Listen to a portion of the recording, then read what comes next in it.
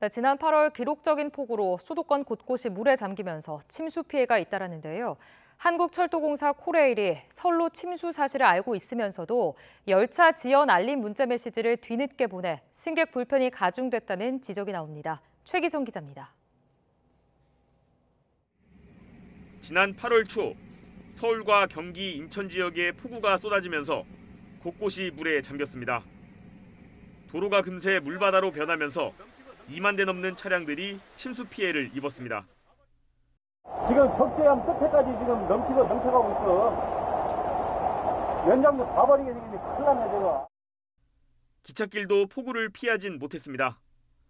KTX와 무궁화호 같은 열차가 지나는 금천구청역 선로도 물에 잠긴 겁니다. 당시 시간대별 조치 상황을 살펴보면 코레일이 선로 침수 발생을 최초로 인지한 건 저녁 8시 2분입니다. 이후 선로 점검을 위해 열차 운행이 통제되기 시작했고 2시간 뒤쯤에는 상하행선 운행이 모두 중단됐습니다. 침수 이후 해당 구간을 지나야 할 고속열차와 일반 열차 41편 이용객에게 지연 알림 문자가 언제 발송됐는지 살펴봤습니다. 이 가운데 32편의 승객들은 출발 예정 시간이 지난 뒤에야 안내 문자를 받았습니다. 길게는 출발 예정 시각 2시간 뒤 발송된 경우도 있었습니다.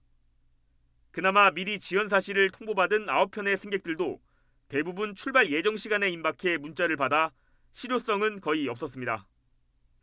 침수 직후 이용 예정 승객에게 즉시 알렸다면 다른 교통수단을 알아볼 수 있었을 텐데 미리 알리지 않아 불편을 키운 셈입니다.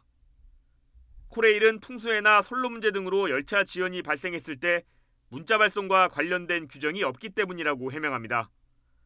또 기본적으로 역이나 열차 안에서 안내 방송과 전광판 등을 통해 안내하고 있다고 덧붙였습니다.